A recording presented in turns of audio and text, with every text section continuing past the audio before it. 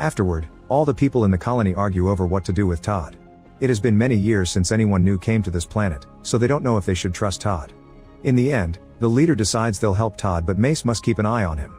Meanwhile, Todd is being taken care of by Mace's wife Sandra, who shares medicine with him.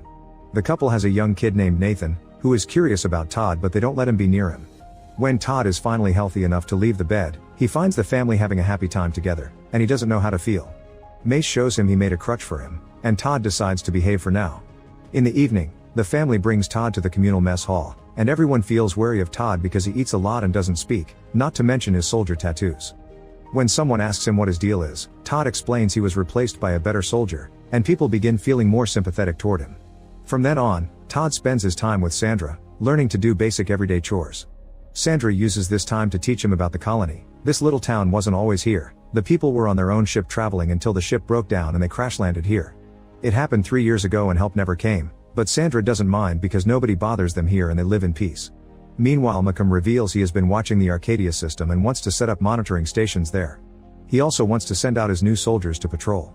If there are any refugees or minors, they will be officially classifiable as hostiles, which Church doesn't approve of. Back in Arcadia, Sandra is taking care of the gardening and shocks Todd by teaching him how to plant a sprout. Suddenly a snake comes closer and Sandra immediately kills it, explaining they can be dangerous. One bit Nathan once and he was sick for a long time.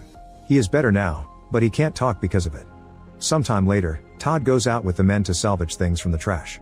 Because of the weather, they all keep chains connected to their belts not to get lost. Unfortunately, a really strong sandstorm hits the area then, and a man gets trapped in the wind.